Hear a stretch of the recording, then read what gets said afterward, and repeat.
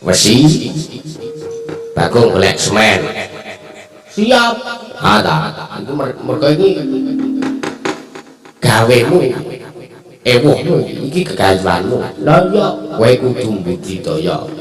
Kowe kudu gelem berusaha. Genah. Heeh. Metu modal karo aku sago. Lho, duit kok ngendi? Awas kok gampang perkara kuwi. Sing baku mengko kelakon. Lah iya, mergo iki mau perkarane ora kok golek semen, ora kok golek wesi ning perkarane aku tantang-tantangan rungkul maneh moyo. Lah iya. Karena Jawa tekan kene tandangi bareng-bareng kowe. Tandangi bareng-bareng kowe. Awake dhewe manut bapak musuh dewa sapa wae mesti menang kanjane. Lah iya.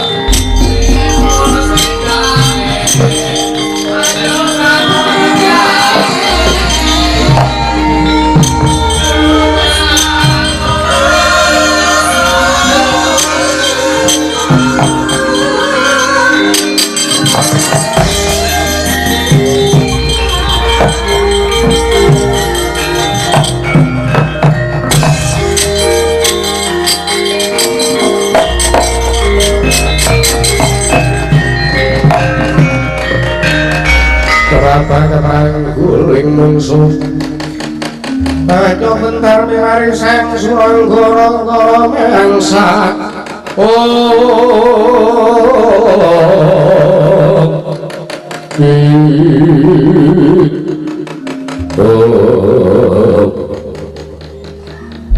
keparak kuno kawang tangku tutup kuno tangku subuh situ ngersani pun diu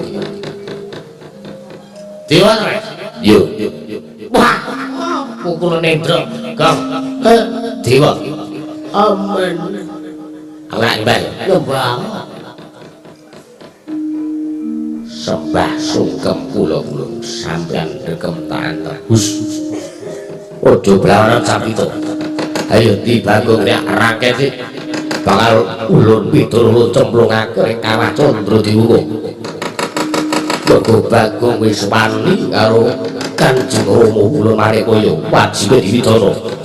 Ngatasi diajati wong acet prikut delangak kepingin njaluk wujune pelem pertangga jiwa ora saterbe kula kare.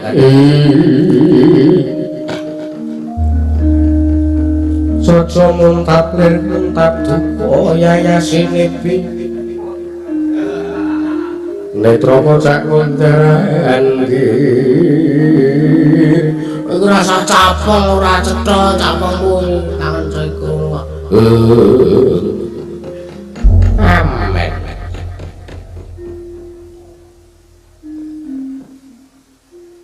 Iki mau senengane ora. Jane iki pripun? Bagong ajeng mati to. Yo. Mergo Bagong duwe kalumputan wani karo Kanjeng Rama kula Manikaya ajeng mawi dara yo mangga marane nek iso ane jeneng angkat Bagong ajeng mikro Bagong niki andhiye mungsuhe sapa-sapa ning mungsuhe Nolgeng kakange Bagong mungsuhe Petruk Antrung Blong kakange Bagong aja wae ketanggunganmu nak mboten kok ming sampean nak dari waktu kula Manikaya kemawon kula mboten wedi kula yo ora wedi ayo mbot aja wae ming sampean dewa kae semono bae kok ngrubut program 3 taneh lamun iso menang taneh lamun iso kalah ayo monggo mantan diri dan Nolgeng siap dan Nolgeng wah mati di pajaran ulun ayo maju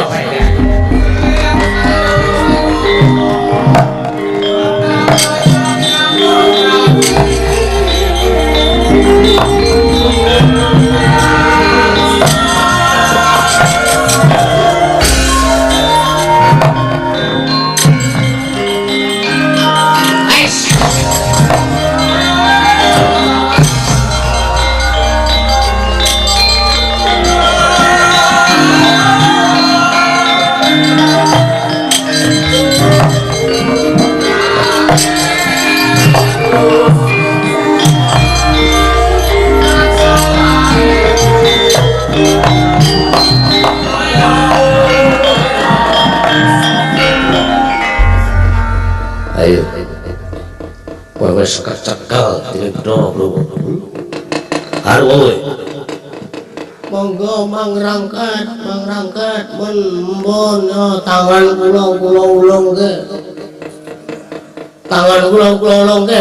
Watur sampeyan iso nglangkahi bathange Petruk kenthong bolong.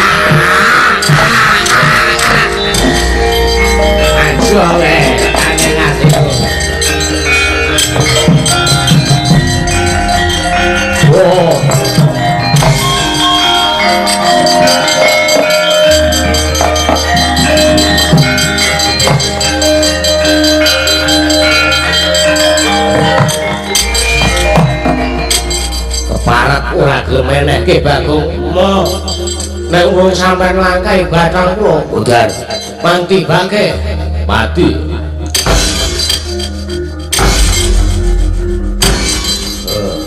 Teles Petruk iki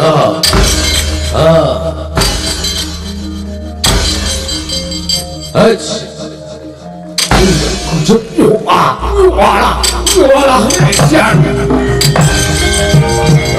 pinter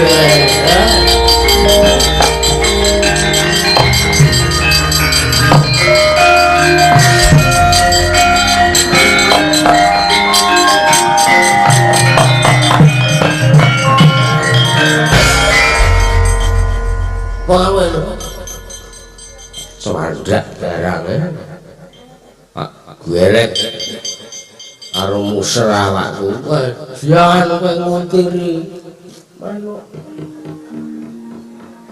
lah iya ya ora ngono ora kapok awake dhewe meng kere dadi wong derajat awake dhewe adoh dhuwur luwih dhuwur derajate dewa timbangane awake dhewe mula nek ngantem kudu dodo medun dodo medun kene-kene rantuk ndas rantuk cangkem rantuk jadi pilihan paling tepat kono kuwi mah lah iya kono kuwi genah engko mesti dewane bar-bare syukuran sudutan naga wayah mergo kuwi mau ke pelurut kuwi mau ke siap ning sing siji kae aku ra melu-melu ra melu-melu tanda ngono tak ngaso aku wis entuk siji karo entuk siji karo cah ngaso wis siji kaya ngono wis kok delok engko teko rene kaya aku ora melu-melu wis tandingan dhewe wah jan wis Petruk ya ngopo ndak bagake aku barang. Man kowe barang kira entuk bagian lokal seneng wae ora iso kuwi bagian. Udah. Aku mangan gaji kita. Wah, jan wis ora. Welah dalah bagus.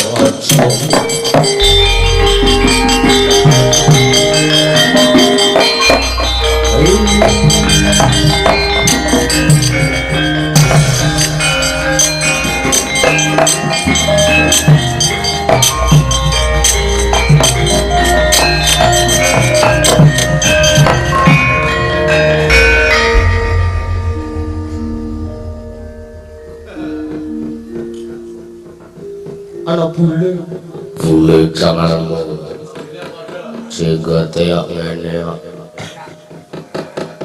kambine lurik bedane kono sembagi aku wah jan wis sawang ulun Bathara Yama Diwati Diwati karo ulun dewa tukang jabut nyawa waduh iki paling bahaya terus bangkamu yang ngene ayo wis bagi aku wah jan keparet mulo dibagi aku medeni yang ngene ayo kowe gelem tak rangke to ora kowe ra manut karo aku aja takon dosa tak jabut nyawamu kok jabutan mangsa barawasa jabut nyawaku ayo jabut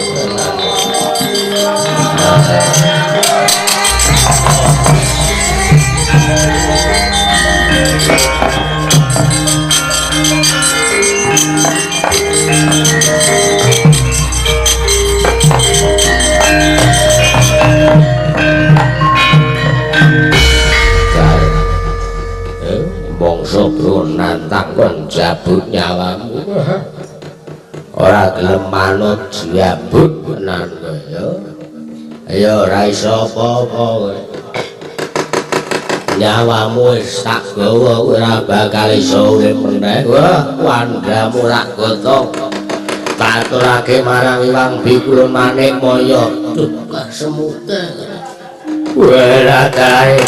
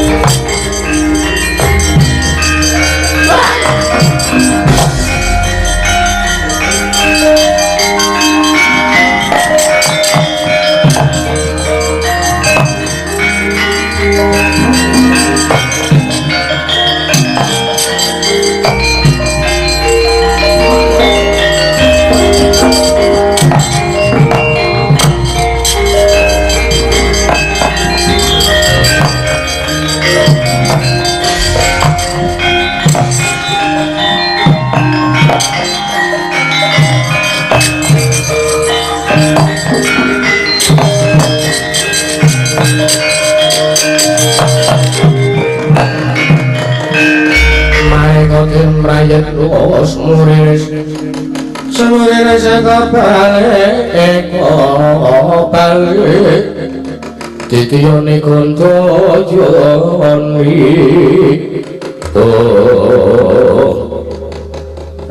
maning kaya arep apa rene wis tak omongi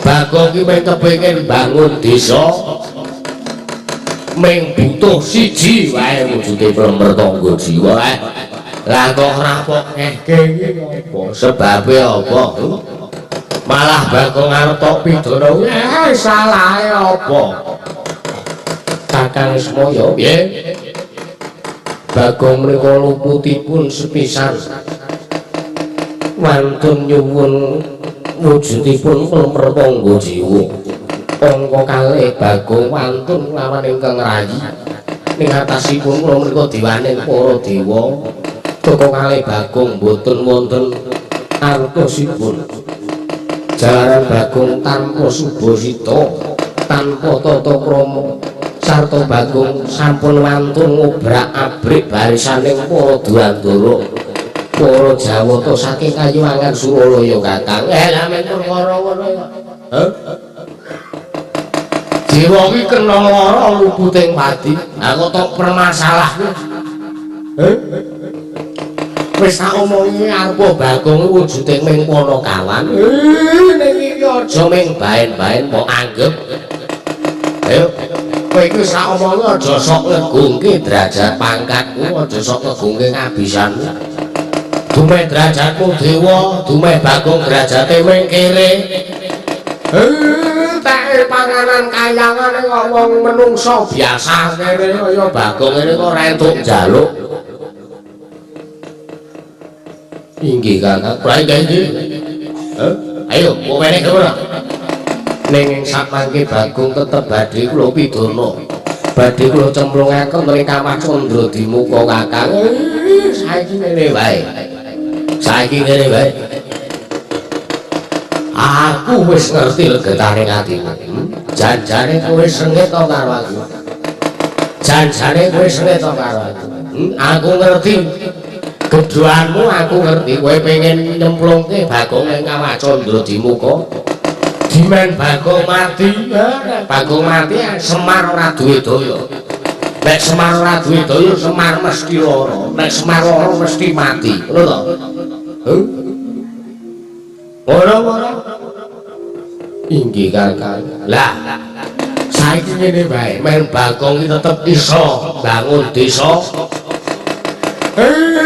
jole nyawa Semar jole nyawa aku cemplung ning Kawah Candra Dimuka ning Bagong ana wujude mertangga jiwa ayo kurang apa kurange apa aku jaluk mati karo kowe inggih Kakang ngaku wae wis sengit to karo aku ayo gampangane ngene wis kaya ngono wae wis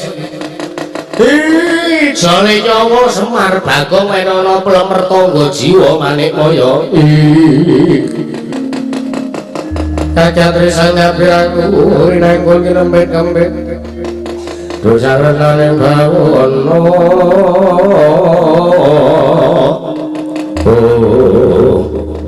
Kakang Ismaya menawi tutul mengaten monggo kula dherekaken manjing tawi minggat ing Kayuwangan Suralaya ayo kek main seneng atimu ngono nak nek Semar modar seneng atimu inggih Kakang lah Bloko Suta ngono aku malah seneng aku malah lega Pak piye dole arep nyandi sangka tresnaku Bagong ijole nyawa bapakne men Bagong tetep kelakon bangun desa wah ora saming sampean Mak aku ya tak melu nglabi Bagong mergo tresnaku Bagong iki katresnane Kakang Adi Kakak Bradik ki ora ana sing ngungkuli apa-apa wis bapak jenenge Jen aku melu semono uga aku melu wis rasa suwe-suwe ayo bidal monggo Kakang Semar kula dherekaken Kakang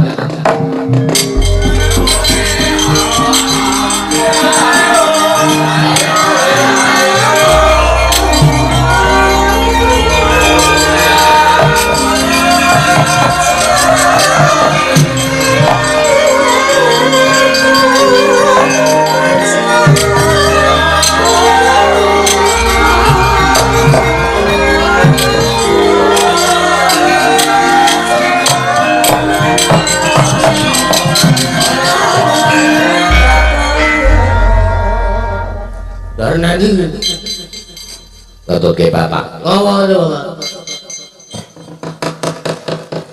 Neng Kayangan Suralaya. Ora dijae. Weh, kowe kek tresna nggonmu mbangun desa.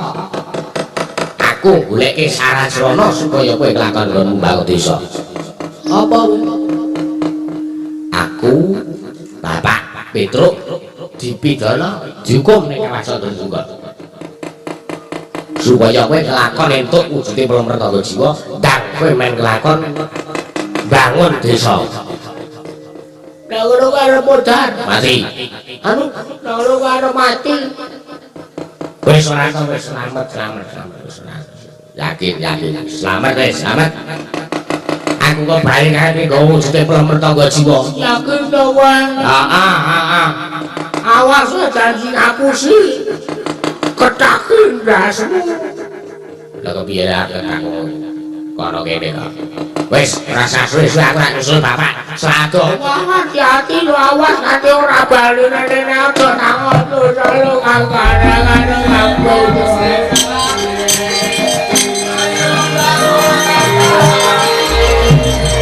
Hati-hati. Ya yuk.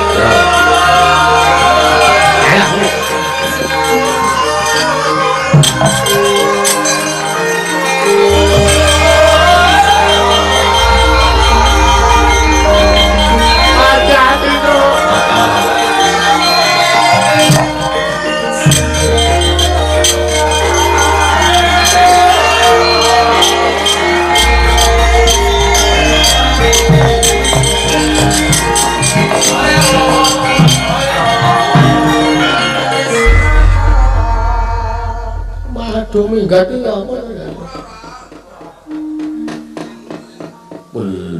Duh. Kawah Condro Dimuka. Gunung Condro Dimuka. Neraka. Bapak Garang Petruk cemplungke ning Condro Dimuka. Lah, nek ngono kuwi ora mati.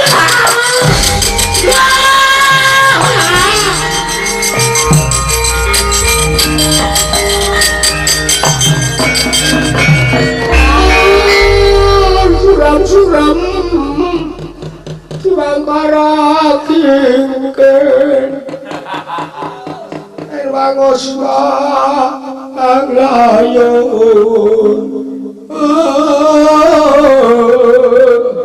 Kedailang mandisi Matani ranayu kumelku cemurarau. Wah, ini kok malah kita. Yo ngalah aku ngabana ganti aja kene. Saka gambo gedene tresnamu aku kowe nglabuhi aku.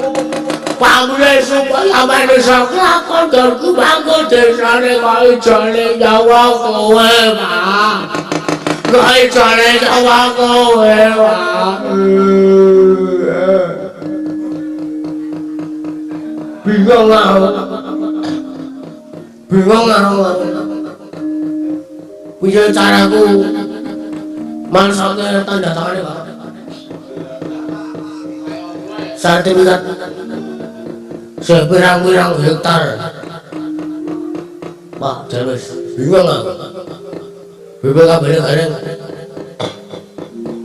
gadek ke tangguh dolan yang segera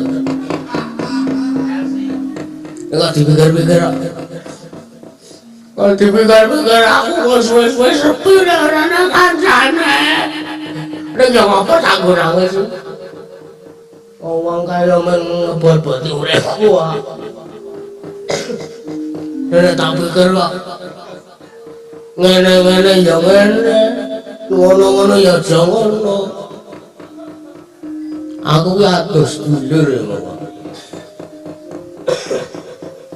Anak bojo minggat. Mergo ora tak open. Oh iya. Lah iya. Wah, jan wis. Jane ndese dulur ya. Toko. Wah. Toko.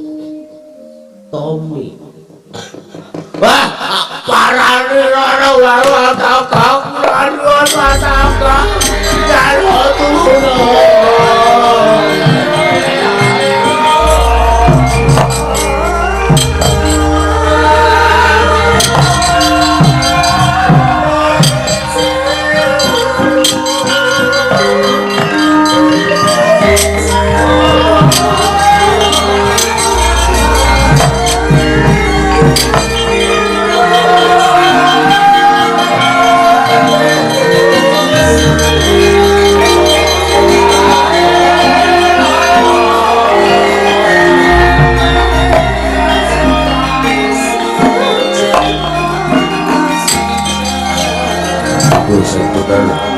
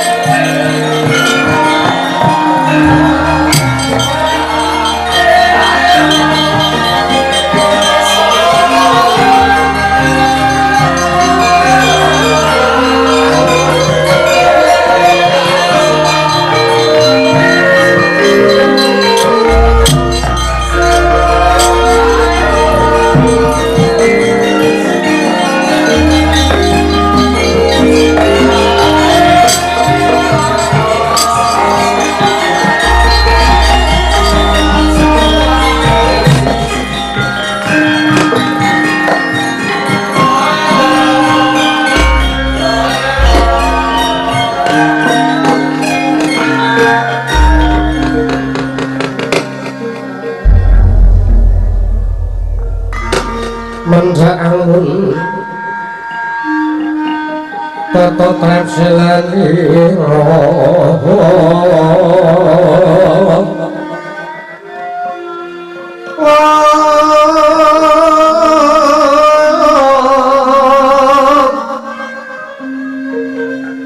ngacorakan astani rokawe astani rokawe kali pisan yang ngandika magawe obranta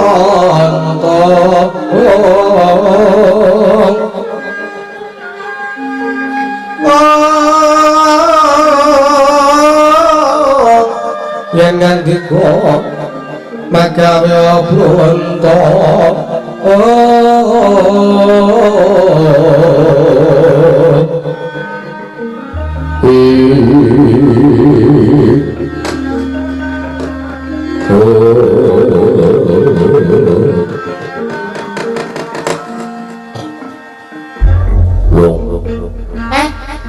piye kok ngawe aku ning ruang tamu janjane wigantine apa areng apa arep ngrembug apa ujuk-ujuk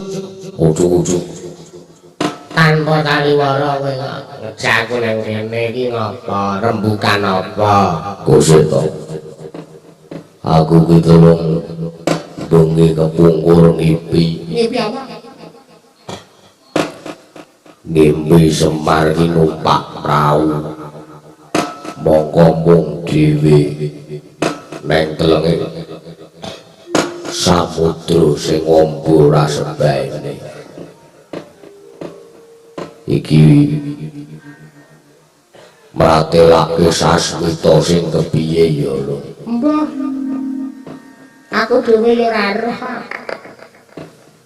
mbak menawa ya Semar ki pengen ketemu karo awake dhewe Ora mungkin Semar ki arep wis dadi kering. Aku wis lali kok. mbak aja ngono Kak wong ki sapa sing ngerti Ora. Tetep beda kaya. Kowe iki kok aku ra jenjem. Mula aku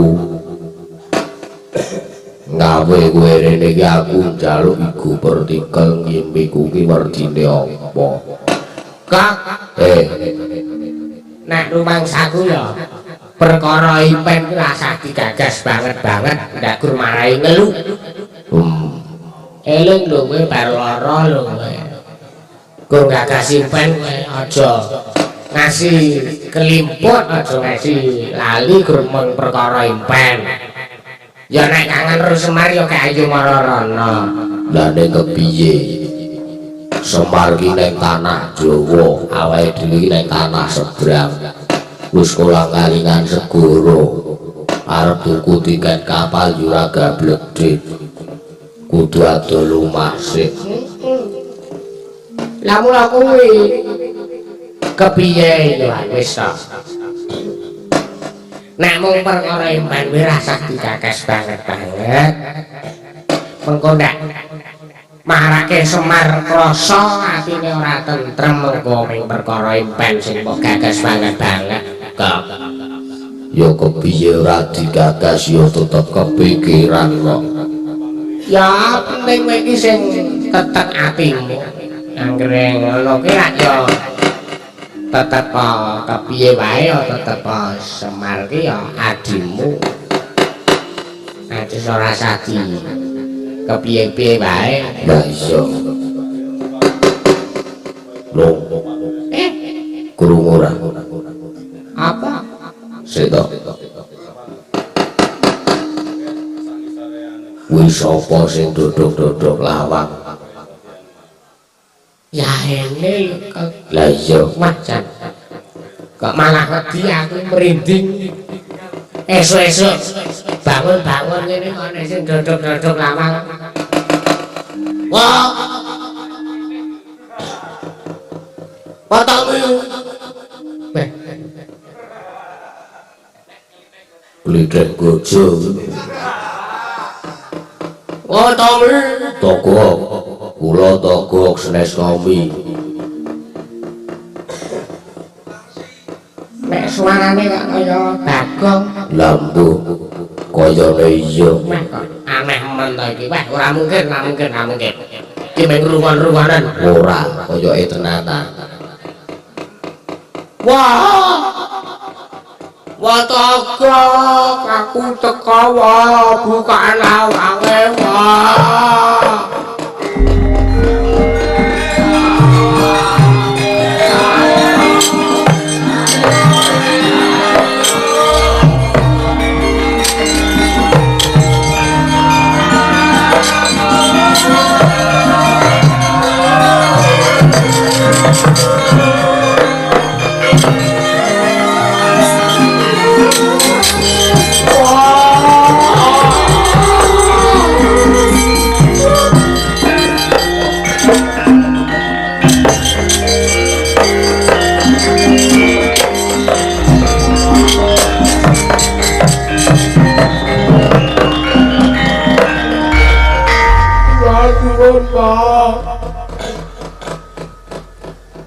Lho iki sapa? Iki Bagong ngene ya.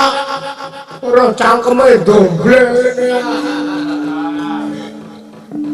Sandangane apik kae. Wah, sandanganmu beda.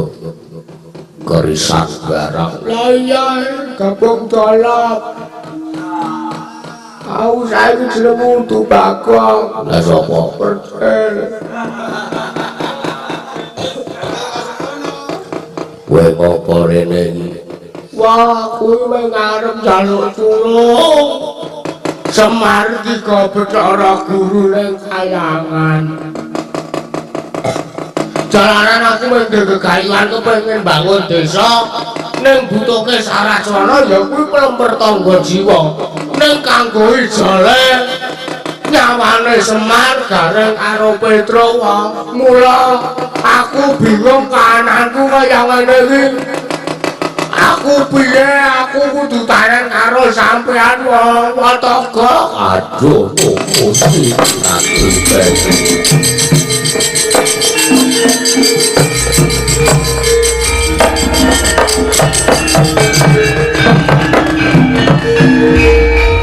waduh, lho. Apa? Tentane impen kuno musik. Musike. Numusi kepiye? Semar digoneng kayangan karo Bathara Guru. Mikatine. Dadi ijol nyawane Semar. Ben Bagong entuk wujude pelemper tangga jiwa bakal ngombangun desa. Lah iki saiki waduh iki kepiye iki? Mula aku rene iki njaluk tulung karo kowe wae. Iki kananku kaya ngene ruwet-ruwet tenan iki ora diwangi wong tuwa iki mawon. Mula aku njaluk tulung wae, tulungan aku. Lah piye? Lah karepmu piye? Ya ngapa to ngapa ngamuk ning kayangan ngono. Waduh, nah aku kon munggah nang kayangan terus aku kon ngamuk. Ora iso mergane aku siji wis sumpah karo awakku dhewe. Nek aku ora bakal bali menyang kayangan meneh. Waduh. Oh. Piye ya? Wis saiki ngene bae. Piye? Kowe tak cipta Cetok lego. kudu kowe tak dandani cara Raden Janaka gelem ora. Apa udune karo? Raden Janaka kuwi sing kulino mlebu metu nang kayangan Suralaya. Gelem wae wis. Gelem. Aku gelem anu to. Wis gelem tak dadani Raden Janaka. Gelem wis kaya-kaya wis. Syaraté kudu petambekan. Oh, kok ngerti. Wah, aku kulino Frahman Rundrantasena madhake ora. Ya wis. Kepatambekan gunung. Siap. Dan samar pamoring semua. Sinuk moyo winaju ing sepi. Ing sepi.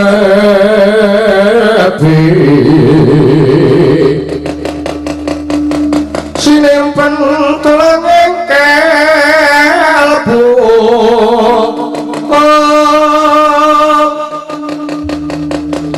Pambukan ing marono talen saking wiyar layap ing aluya pindha pesating sumpena sumping rasa jati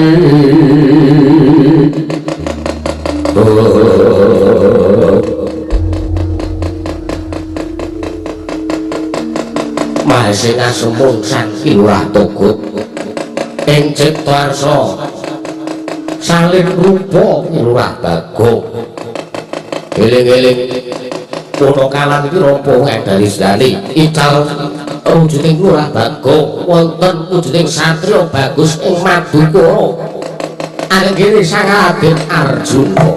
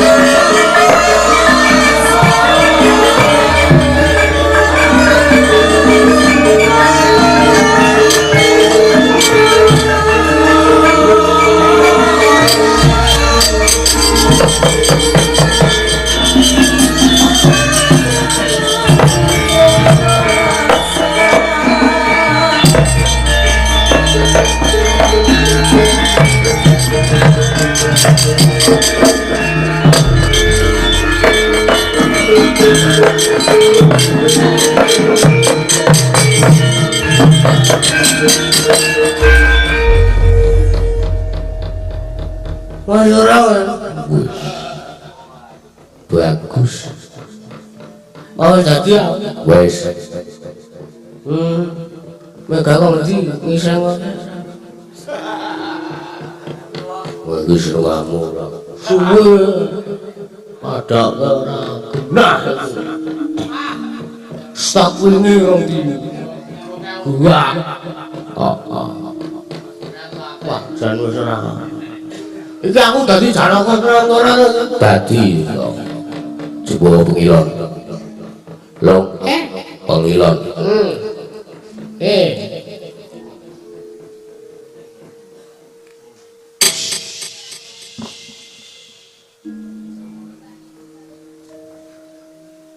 Wah, kleru Janaka kok gereng. Ngene ora kuwi Werkudara ora. Anu ya kleru ya. Lah aku sing bener. Lam-lam berjiwat boyo mirat boyo ingsun sun mertadyan lino. Lam-lam berjiwat boyo mirat boyo ingsun boyo darat. Gus kleru. Sing bener ram perjiwan buyung menat buyung sun awal sun remet dadi ndika ingsun buyung darat wis kono tunggane kayangan aku iso munggah wong kanan kuwi kaya ngene apa yo nek ngene iki watuke wis ngene iki mergo hawane adem ya wah munggah suarane rada di alus rada gedhe toko gedhen rada munggah toko munggane toko nah semono kuwi pas terus jadi taruh mixere iya toko kuwi nggawa obat toko kue basa karo aku nyembah karo aku bendramu toko gede doro iya toko nun kue sing gawa sing nopo senengane iki kok sing arane ra kowe kapan sira toko lha pripun arep tak jak dolan ning segara enggak iki wis senengane ora rembok iki bulet iya toko wis aku njaluk pamit tekan laku Jandra Kunggre Kakang Semar Putrane golek Kakang Semar Putrane ngendhungi Kakang Semar betul hubungan turan untuk takun tidak obrak abrik kayu mangan